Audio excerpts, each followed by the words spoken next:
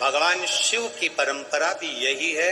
मेरा भोलेनाथ आपको ना कभी दासी बनाना चाहता है, मेरा भोलेनाथ ना आपको कभी नौकर बनाना चाहता है, मेरा भोलेनाथ ना कभी आपको सेविका बनाना चाहता है। मेरा भोलेनाथ तो आपका हाथ पकड़कर इस संसार सागर से, भव सागर से उन्नति की ओर आगे बढ़ाना चाहता है। वो आपको डूबने नहीं दे, वो आपको नष्ट नहीं होने दे, वो आपको तकलीफ में नहीं आने दे, वो आपको कष्ट की ओर नहीं जाने देगा। वो शिव तत्व है, वो शंकर, वो खड़ी पिताना, मेरा देवादित्य महादेव, वो शिव तत्व है। सुयशा, मैं तुम्हें दासी नहीं बना सकता, सुयशा मैं तुम्हें सेविका नहीं बना सकता। तो सुयशा ने कहा फिर कोई सेवा मुझे दे दीजिए। शिव जी ने कहा सुयशा तुम नंदी से विवाह कर लो, और नंदी से विवाह कर कर तुम नंदी की धर्म पत्नी बन जाओगी। और नंदी की अगर धर्म पत्नी तुम बन गई तो जिस जगह पर नंदी मेरे मंदिर के बाहर बैठा रहेगा,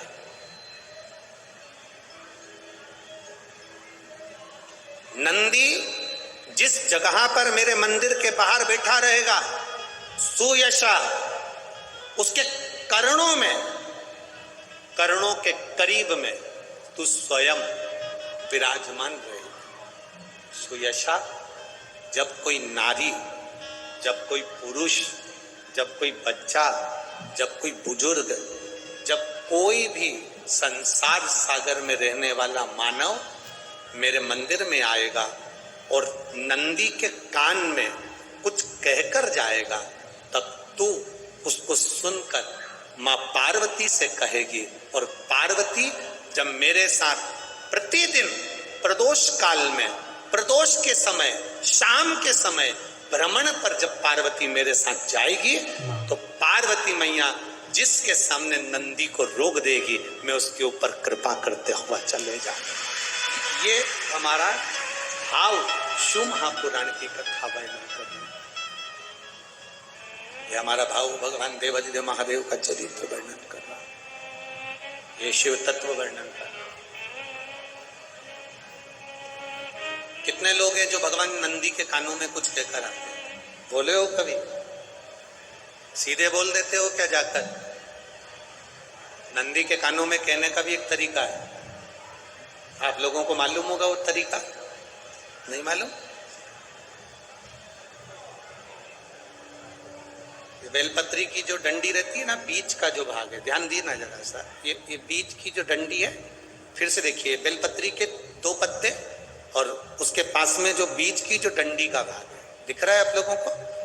ये 2 डंडी, ये बीच की 2 पत्ती और उसके बीच में जो 2 डंडी का भाग होता है। जब हम देवादिदेव महादेव से कोई बात कहने वाले होते हैं ना कि बाबा बहुत दुखी हूँ, बाबा बहुत तकलीफ चल रही है, बाबा मैंने एक कंपटीशन एग्जाम में परीक्षा दी है, बाबा मेरे जीवन में ये तकलीफ हो रही है बाबा, तब इस बेलपत्री की जो ये डंडी होती है, इस उंगली से, इस अंगुष्ठ से इस डंडी को पकड़ा जाता है और बाबा के कर्ण में कहने से पहले ये हाथ को नंदी के ऊपर रखकर फिर हम बाबा के नंदी के कानों में कहते हैं और चलते समय इस बेलपत्र को अशोक सुंदरी की जगह पर चढ़ाकर वापिस सजाते हैं।